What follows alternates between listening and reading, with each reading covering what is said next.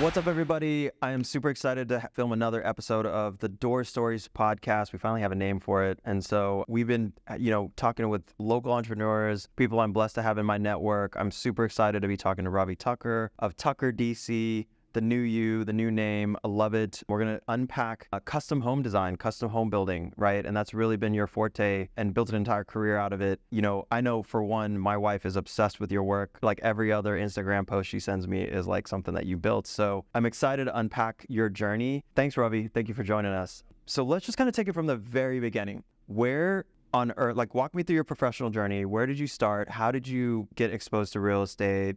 And we'll start there. Yeah, absolutely. So thank you for allowing me to be here. So, similar to everyone that I've ever met that's kind of gotten into real estate, I think we all kind of took our different journeys to kind of get here. So for me, born and raised, Calgary, Alberta, Canada, moved down to Houston, Texas in 2011. And at the time I was working in oil and gas. My background's in engineering, worked for a couple of super majors down here out of Houston. And I just found myself, meeting a lot of folks that were involved in real estate. So ultimately, my day-to-day working as an engineer, I always kind of figured that it wasn't, something that I was super passionate about and was always kind of looking for something different. And meeting some of the folks that actually you and I both know down in Sugarland, I was able to learn a lot, kind of gain some insight from a lot of the folks that we know, and ultimately turn that into a career in real estate. So we started our first home in 2017. We designed and built our very, very first home, and that's kind of how we kicked it off. So you studied for engineering, which kind of gave you, the project management, kind of that side, from a knowledge base. And then you dove right into I'm just going to start building houses. Yeah. So I still feel like the engineering side gave me the foundation of kind of what was to come. So super, super thankful that I went through engineering. Looking back at it at the time when I was in school, I was miserable. I did my engineering degree just because, that was what I was told growing up. Here's kind of the roadmap to kind of what you need to do. But I think it taught me a lot as far as kind of just how to take something from a conceptual design all the way to the end of projects. For a first timer, let's kind of unpack that first deal, right? So literally you're like how on earth did you buy it? How did you finance it? There's a lot of moving parts to doing that type of work, especially ground up construction. It is not for the faint of heart. We know that, right? Yeah, absolutely. So, I'm fortunate that I come from a family that's incredibly supportive. So, working in oil and gas, not really being super passionate about it, having the ability to reach out to my sisters and their husbands and a very tight, close-knit group of friends. I kind of said, hey, there's a lot of potential here in Houston. And, I've been super passionate about building homes and kind of the construction of homes. I said, I feel confident that if you guys support me in this and help me invest in this, that we can kind of be successful. So the very first home that we designed and built, the lot was actually in Oak Forest, which is up on the north side of Houston. Knew that area really, really well. Talked to some family and friends and said, hey, there's a lot, let's buy it, let's tear it down, clear the lot, and then ultimately let's just go from there. I also had met several folks along the way that were willing to kind of provide that guidance and that assistance. So,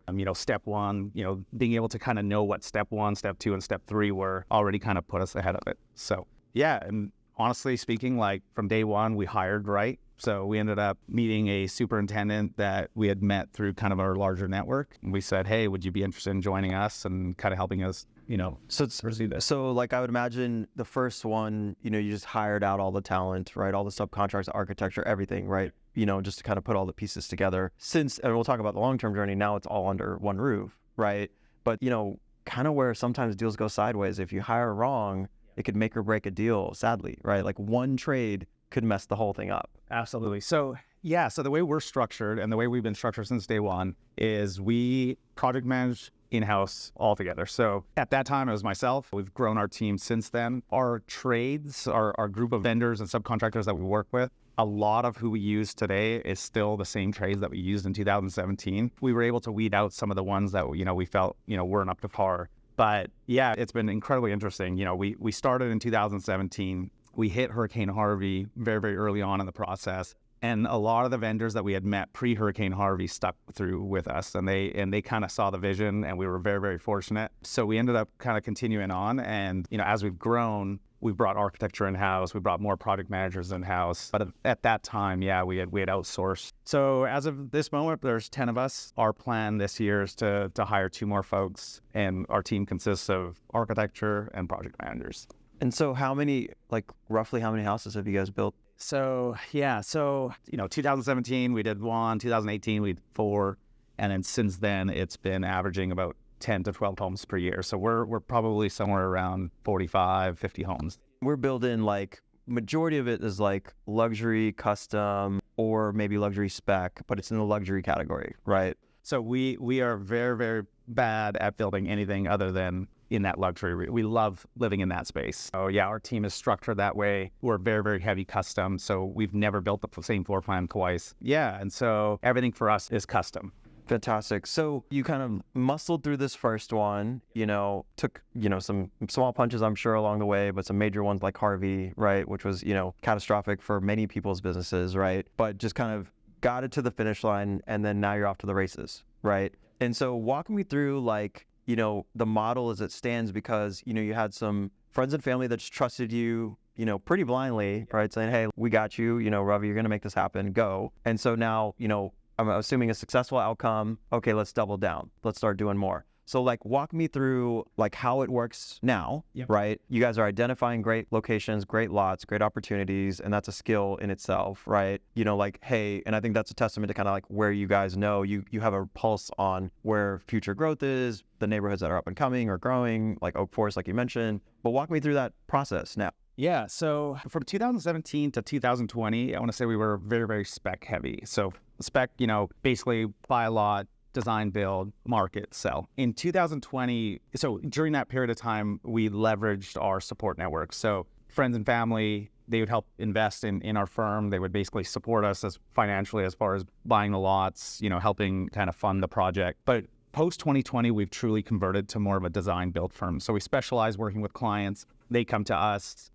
50 to 75% of them will have a lot already. The other share, leverage our kind of in-house expertise to help them find a lot. But ultimately, they're carrying the land. They're funding the construction process, and we're doing all the design, the build, helping with interiors, so on and so forth. Every year, we'll do roughly 1 to 2 spec homes per year. And the reason why we do that, and we'll continue to do that, is it helps us, test drive different things that we want to kind of control in-house. So from a design, aesthetic, so on and so forth. It also helps us market as a company, right? So if we build a spec house in a new area that we foresee as kind of the next area that's coming, it helps build our brand. But we still work with that same investor base that kind of got us started back in 2017. We're loyal to them. Fortunately, they're loyal to us. And that's kind of how we fund those spec houses. And so, you went from 1 to 4 to roughly a dozen a year or so, right? You've been building a company along the way.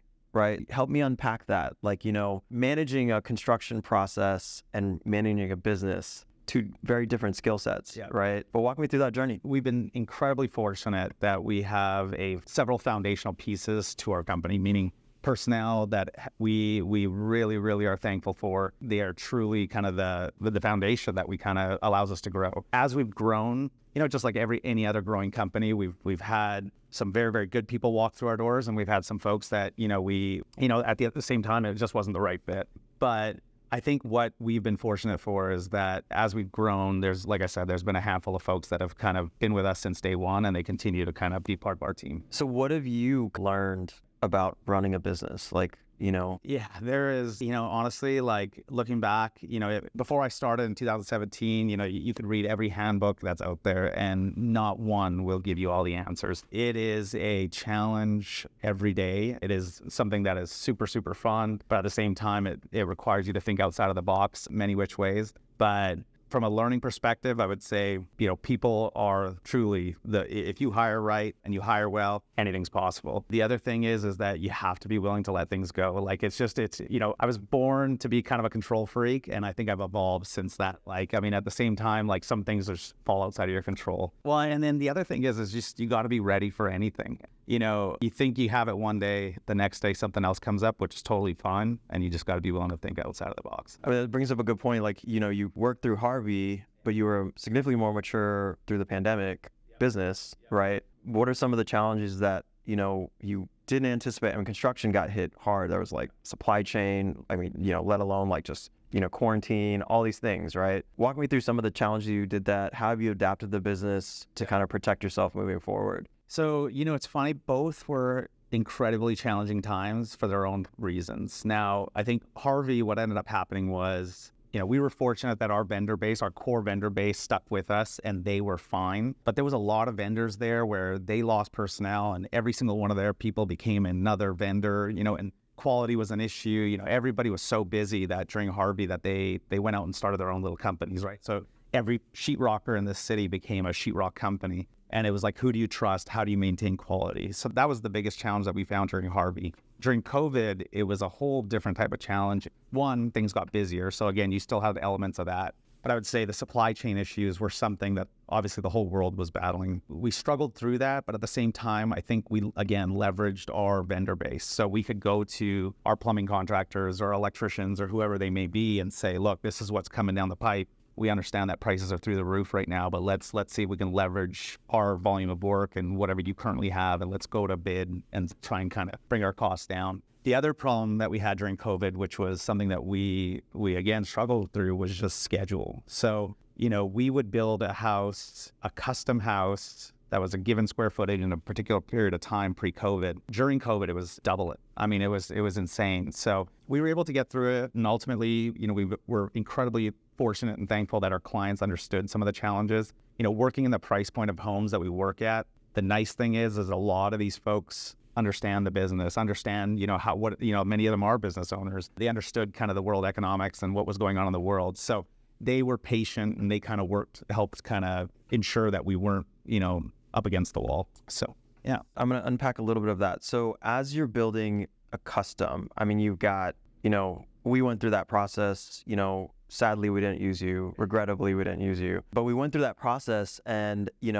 we learned a lot of, there's just a significant amount of emotion, right? Especially when you're dealing with people's homes, whether, for good or bad, when you're luxury market, there's a lot of strong opinions, right? From the clients, right? About kind of what they want, and so, that already is challenging, and you've got probably kind of evolving, what do we call it? Like taste, yep. Right? Like one day we like the wine room, tomorrow we want it to be X, right? And so there, you got to navigate that as a builder, and naturally, ultimately you're delivering a great product for the customer and what they want and whatever. And so like you sometimes have to just roll with it and adapt, but it changes scheduling, it changes budgeting, it changes like a lot of things, right? And so like, how do you kind of, set the stage, like, give me the kind of like the experience of working with you guys. I'd love to kind of understand that. And then, ultimately, like, how do you protect your brand, right? I encourage everybody that's listening to this, like, check out your profiles because it's such beautiful work, right? And then, I also want to know, like, separately, just as a tail end, like, how are you keeping up with trend, right? Like, 3 years ago, design is no longer, many pieces of it has already changed into new looks, right? Like, we've all seen the white, the white brick with the black. I mean, I think that's, it's arguably timeless, but like, I think it's changing, right? And so, yeah, so at a high level, our company is broken up into 3 legs. We have our design and architecture team, we have our projects and planning team, and then we have our operations team. So architecture, obviously, that speaks for itself. They, their objective is to handle everything from what we call our statement of requirements, which is our initial sit down with the clients, all the way up to the end of permitting. Our projects and planning, the team there is responsible. They come in during the early phases of architecture, and they're really working with the client on interior finishes, selections, everything from, as crazy as it sounds, everything from like your plumbing fixtures to your doors to your windows to, the whole, all the rest of the ingredients that go into your home. That's constantly being fed back into architecture, such that when we get permits, we have kind of the finished product. That's in theory how it's supposed to work. In custom, that is rarely how it ever works, because when, like, for all the reasons that you just said, clients come to us and this is their dream home, this is going to be a luxury custom build. From the time that they start, their taste will evolve. Just in that 6, 8, 10 months that we go through when it's during architecture, they may come to us with a particular design or aesthetic. By the time we get out of permitting, it's something different. And then when we start construction, it's all, bets are off and we're talking about different.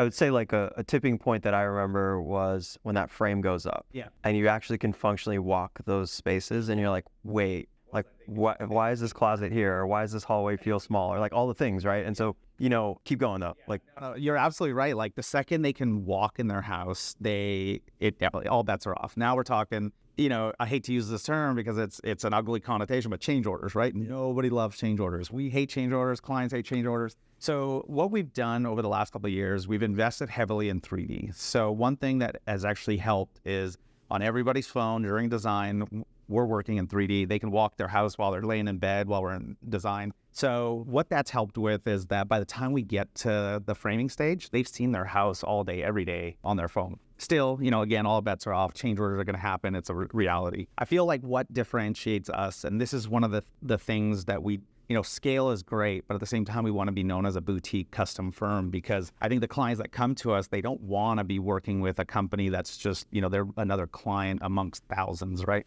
So what we always tell our clients is we understand change orders are going to happen. At the same time, all we're going to do is whatever the cost of that is, we're going to have to relay it, but let's work together because the biggest thing is the cost is one thing, but the schedule is another. Like we just want to make sure that if you have to be moved in 12 months, understand that these change orders are going to have schedule impacts to them. So the aesthetic side of it as well, like one of the things like that's been a challenge is, like you said, the tastes start here, and then by the time we get into construction, their design and aesthetic changes. I think what has helped us over the years and what's helped our clients is a lot of the selections that they're making are generally, in our opinion, quote unquote, timeless. If you follow us on Instagram, if you look at what we've done basically from 2017 till now, I mean, it's evolved, but it's not like a huge step change. Like, I love the farmhouse design. We never did a lot of farmhousey style homes back in the day, but if you notice now, a lot of that, you don't see that trend anymore. What we've done over the last 6, 7, 8 years is that a lot of our trends, we feel like were around back in the early 2000s. They're still around now, and we don't foresee them going away. So that's it's been a challenge, but at the same time, most of our clients that come to us aren't really getting us out of our comfort zone because they like that aesthetic to begin with. And the other half of the clientele, I think one of the things that we feel that we strive to do is we try and take more of a building science approach to our homes. So we do have some clients that come with a completely different aesthetic, but they have walked our houses, they love the quality, and they love kind of our approach to kind of how we build, and they hired us for that reason. That makes sense. Yeah. So, I like to always kind of like back into real estate investing. So what you've done, you have a unique model, possibly in the sense that there's a real estate investment element with these lots, right, as a starting point.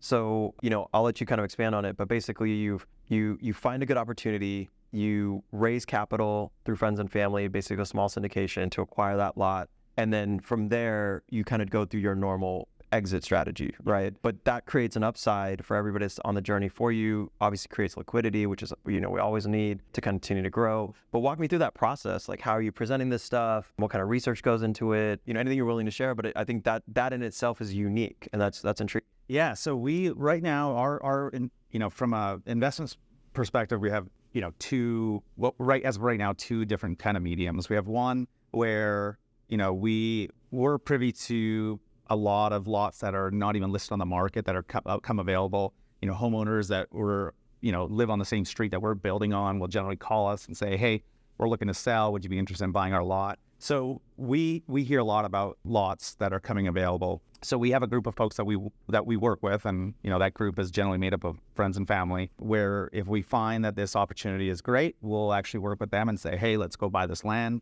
We don't really have a plan as of that point in time, other than it's a good deal, it's in a great area, let's go ahead and pick it up. And then we'll generally keep it in as our inventory. So if a client comes to us and says, hey, we want to build in Memorial, we want to be in Hedwig Village, for example, if we already have an inventory a lot, we can kind of bridge that gap. And so the investor group upside there is, we may have bought it for X at that time, it's X plus, whatever it may be. The neighborhoods you're targeting are usually kind of an upward trend, even if it's years, but it's always on the upward. Absolutely, yeah. And we're generally, fortunately, we're generally buying these lots at, even if we bought it that same day and listed it the next day, it's generally, there's an upside. It's an off-market upside. Yeah. So that's kind of the first investment opportunity. The second investment is more, like I mentioned, we always want to kind of do 1 to 2 spec homes per year, depending on size, for many reasons. One, if we're noticing a lull in the market, we'll generally do a spec home just to kind of make sure that keep the machine running. Or number 2, if we want to test drive a different aesthetic or build up the portfolio a bit. So at that point in time, being super risk adverse, we go to the investor community that we work with and basically say, hey, would you fund this spec house? And we have an agreement in place that works for them, works for us. We design, build, market, sell. and warranty. And then there's an Expand on that. So like, this is a more tactical question. So you got a group of LPs, you guys acquired a lot. Hey, we made the decision to spec this one out and just get it moving. Like, who takes the financing risk on construction loan? Is that you and the firm? So it's again, two different options. One, and again, the profit margin split is if they guarantee the loan, it's a little bit more. If we guarantee it, So at the end of the day, we're our own biggest investors. So my wife and I, our company, we're going to co-invest in everything that we do for many reasons. What the biggest being, if we're not passionate about it, why would we go tell my sister and her family? That's right. Yeah, and they see it as hey, if Ravi's involved, we trust that he's going to make the right decision. But so we handle kind of the whole process. It's entirely through us. The financing, even on the financing side, we'll generally bridge that gap. So the investor group that we work with has very little involvement other than do they sign on the bottom line or do they not? I mean, that's really it. Around town, we have several relationships with lenders such as yourself and other folks, and we put that all in place. That makes sense. And so, I would imagine, if you just have a, pretty black and white different set of economics, are you taking all the full risk with us? Great. There's a certain split there. Yeah. But I think that's fairly standard in the market anyways. So nothing too unique, but that's, it's a great, your huge value add is you guys have a pulse on the neighborhoods that is because you have a presence there by developing and people are seeing the outcomes. So anything like that is, the neighbor kind of, or the community itself, hey, can immediately just knock on your door, you're knocking on their door, they know who you are and vice versa. That in itself is a secret sauce. Like, that is not easy to do, door knocking and building relationships, establishing trust to be, the one that ultimately can acquire these properties. Yeah. That's huge. Yeah, no, it's and a lot of the nice thing is like, we're operating in these neighborhoods where a lot of people already have a ton of equity in their homes, right? So like City of Westview, right? A lot of these folks have been there since the 90s or 80s or whatever it may be. By the time they're selling at a 15x of what they bought that property for. And so I think it just takes, they see kind of what we're building. They want to move to a different, area of Houston. We're doing them a favor. They're doing us a favor by selling and, we hit the ground running. Tell me a little bit about kind of mentors you've had along the way. Like, who have you leaned on to learn, both sides? You got learning the business, and then learning kind of just all the, evolution of construction skills. Looking back, if I look at my time in Houston, there's for sure a handful of folks that I could pinpoint today, and I probably let them know too much that, hey, I'm super fortunate to have met you guys because ultimately I think that you guys kind of got me into it.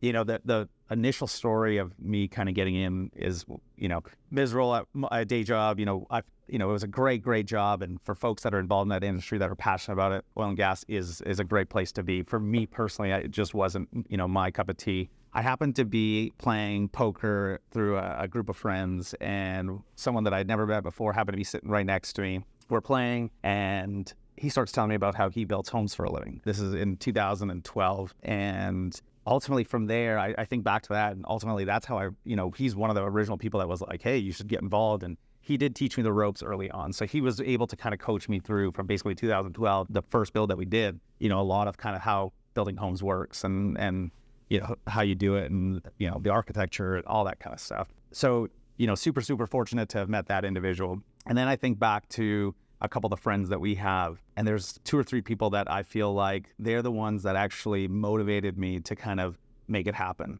So, in any business, and I'm sure, you kind of have some stories like this where at some point there was someone that had to push you over the edge, right? Whether it was family, whether it was friends, or whether it was just you yourself. For me, it had to have come from the external. Like I was kind of running a little bit scared. Had kids, had our son, a mortgage, a family.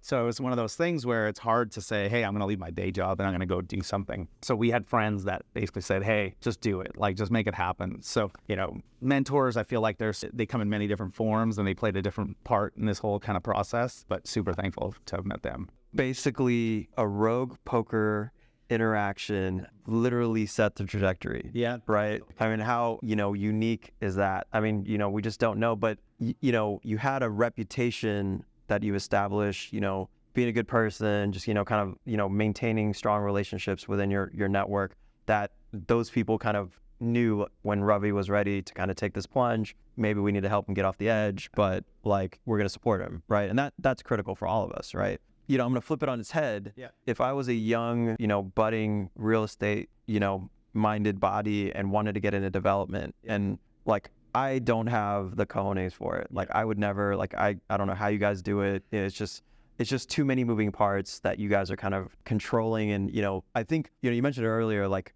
it takes an OCD mind, and, I hate to kind of, stereotype it, but like you have to be a very structured individual to be successful at something like home building, right? It's so complex. There's so many moving parts. But like, give me the advice that you would give somebody that wanted to get in this game. Like, what's critical skills they should be thinking about? Like, where would you advise that next unique custom home builder who's starting out? Like, where should they concentrate their effort? And maybe there's some learning curve opportunities that we can shorten for them. Yeah, absolutely. So I might be coming at this from a little bit of a different perspective, because, the common answer that you hear is like, hey, just, take risk and do it.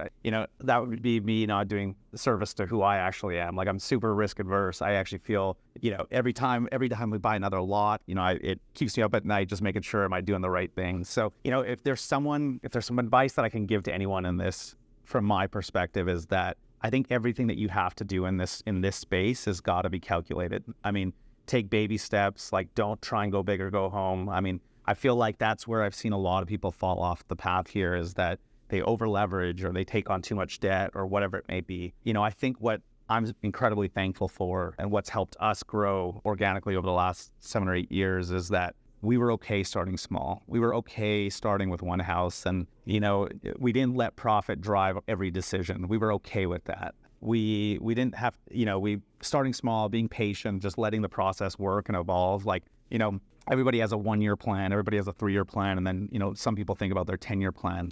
For us, it was just, hey, let's get this one right, and then we'll grow from there. So when we did our first house, and then we did the next handful the following year, we were super cautious in our steps. We didn't over leverage ourselves. And then we also had kind of a safety net. I mean, I think it's really, really important that when folks are transitioning from one career to the next, especially into the development space, that they don't forget that a safety net is not a bad thing. Having that, that ability to kind of jump back out and go do something else in case you kind of, don't make the right decision, that's okay. I mean, real estate development is such a capital intensive business just to start with, right? Let alone like, taking high interest, like, hard money loans, like we provide those, but they're very expensive, right? And so, definitely, I very much agree with the sentiment, even though I'm probably the polar opposite when it comes to risk, right? Like I don't dive in head first, but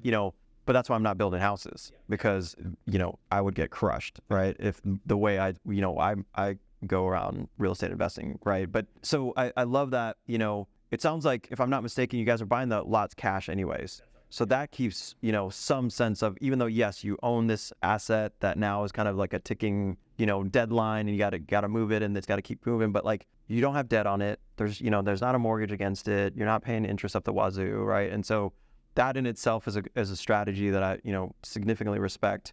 But then from there, it's like, okay, then you're very strategic, right? Like, okay, where are we going with it? What's the right move? And, and from an investor standpoint, as if I was an LP with you guys, I'd be like, okay, well, he bought really well, great locations. Our downside is we liquidate the property, as is, and just move on if for whatever reason that's what the market tells us to do. Like, that's great. So let's talk a little bit about where we're going. Like, what is the long-term vision for Thakkar DC? It's an evolving company. What are we doing? Are we building a neighborhood eventually? Like, walk me through that. Right now, I think we love being in the space that we're in, which is designing, building homes for our clients. I mean, at the end of the day, that kind of where we started, that's where our bread and butter is. We love being in that space, working with clients, day to day. We're always learning, and we're thankful for that. I think over the next 2 to 3 years, we, actually as of this year, we're officially opening or starting our first project in Dallas. And so we're going to be evolving to Dallas. So Dallas this year, we do have some land in Austin. Ultimately, our plan is to start doing the same design build out of our Houston office into Austin as well. So from a growth perspective, I think Dallas, Austin, Houston will always kind of be our kind of little triangle there. We also do commercial. So that's something that we definitely want to start putting some more horsepower towards. A few years ago, a friend of ours reached out to us down Sugarland. It's called Renew Wellness Center down there. She's great. You guys should go meet her. But she reached out to us and said, hey, I would love for you guys to build our facility. And I was very, very honest with Nina and Amit and Dara, the 3 partners for that. And I said, hey, I have no doubt we're going to exceed your expectations, but we don't have much commercial experience. And this was, like I said, a few years ago. And they said, no, we understand. We love kind of your guys' approach. Please just make it happen. And sure enough, we did. And they're super, they're happy in that place, and the building looks great. So since that time, we've really kind of grown our commercial portfolio. The design build side has kept us very busy on the residential side. So we've kind of put commercial a little bit on the back burner. I think for the next 12 to 36 months, our plan is to put a little bit more horsepower towards the commercial and really grow that division. Is that the same teams, or are you kind of siloing a new team, or are you developing a new team for that? Yeah, so in our projects and planning division, we have basically a residential leg, and then we have a land and commercial leg. So we're staffing up on that side. So we have a few folks that work under that leg of the company, and they're solely tasked with doing the commercial side of the business for us. And it sounds like you've built like a retail center. I think you've done some light industrial, if I'm not mistaken. Industrial, retail. We've actually also worked for the city of Sugarland on a few projects. Yeah, so we've dabbled in a few different areas. Over the next 12 months, we have a 4-story office building going up in Dallas. We have 2 retail centers here in Houston, one out in Richmond, one out in Katy. How different is the construction, like it's night and day? It's funny. So like, again, still working for clients, right? So when clients come to us on the design build side for the commercial, it's generally their office space or their investor groups or whatever it may be.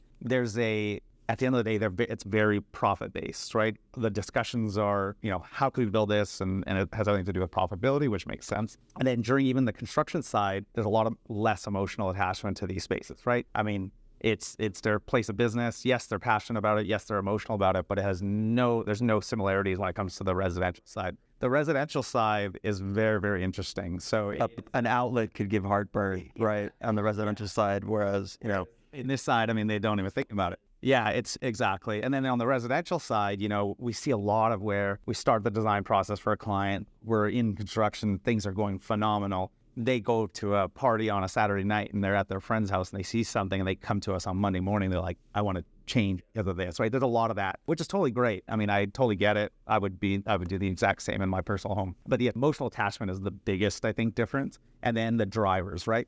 One, they're envisioning seeing their family and their friends growing in this home. The business side, it's all about profitability and leasability and so on and so forth. So just a different approach. Totally different world. Yeah. So we're taking over Texas, it sounds like. That's one of the kind of you're laying the groundwork so that, I have no doubts. You're expanding the commercial division. Let's fast forward a decade. What is success going to look like for you, for the firm?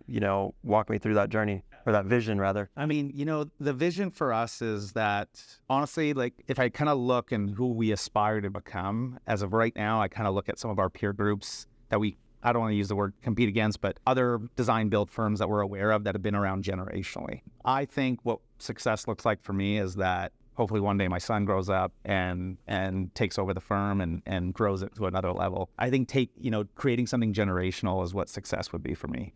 I think, growing to some unachievable level, we're stretched too thin and I can't sleep at night. That's not really something that we're looking to get to. It's more about, I want to create a living company that I can pass down to my son and ultimately he can take and grow to the next level. So really like a, purposeful expansion, but using kind of, that fiber of in your DNA of like mitigating risk, like, just kind of, that's a methodology, right? Like you see people that do the polar opposite for good or bad. Like some people like, you take big bets, you make big wins sometimes, right? And so, but I love that kind of like, I can already tell you have like a very kind of like, and that's maybe the engineer in you, you've got a plan, right? And so naturally, the world throws us curveballs as we've seen in this past decade, but like, you have kind of a strategy ahead of you. That's incredible. So, kind of family legacy, tell me a little bit about kind of, is there any real estate investing beyond, the lots themselves, you're kind of accumulating these assets, but do y'all have any kind of objectives? Are you going to build stuff for yourself? Yeah. I think I loosely remember we talked about maybe you have your own building, maybe that's your showcase. Like tell me a little bit about where your goals are there. Yeah, absolutely. So I think when we feel like the timing's right, I think ultimately we'd love to kind of build an office space for our team. Right now, we're within another, we're leasing space. And I feel like when the timing's right, it'll make sense for us to build a building. But right now, I think our main objective from a investing perspective is one, if we find something that's right for us, whether it helps grow the business, right? So if it's an inventory lot in one of the areas that we're currently building in, let's take it on and leave it in inventory and then develop it when the timing's right. The other thing that we're also trying to do right now is purchase larger parcels of land. And, it's more kind of selfishly driven to help build our commercial, projects and planning leg. We're staffing up in that, and we feel like those individuals that we're going to build that team with, we're going to get them to develop these parcels of land, subdivide it, sell all that to other to the more production builders, right? So we don't envision ourselves ever building at volume, but there's a lot of builders out there that do volume and they do it great, and they're looking for kind of ready-made parcels. So, kind of help feed that a little bit, with housing being on such shortage here in Houston, Texas, Austin and Dallas, help kind of grow that side of it. So would it be just entitlement? Walk me through that for a second, just so I can understand the mechanics. I'm going to say I buy a 40-acre lot, right? Maybe I don't know if that's how big we're looking at, but just for example, we're going to do some site planning, right? And maybe kind of some preliminary permitting and things like that, get some approvals, things like that. And then now we know, okay, this front is going to be a retail center. This back may be like a small townhome set. Is that kind of what we're talking about? Absolutely. So, the dream there, or the goal there would basically buy a larger parcel of land that allows for, exactly as you mentioned, commercial and residential, go through the replanning process, do all the underground utilities, do all the roadways, get it basically to a ready-made where now all of a sudden we have 200 to 300 lots that production, a production builder or a handful of production builders could come in and purchase and kind of go and run and do their thing. So the benefit to us there is one, keeps our kind of commercial team kind of busy and working there. We also can, build up the commercial side of our business by doing that. That's incredible. So, first of all, we've unpacked a lot. We'll certainly have all the information to get in touch with you. Dude, this has been awesome. I think your journey is incredible. I have no doubt we're going to see more and more, Tucker DC kind of product out there. Even though obviously they're custom homes, I feel like when I see one of your houses, I almost know there's this kind of this piece that, there's this touch that you guys have. And so we'll make sure we share all the ways to get in touch with you and your firm. But thank you for this.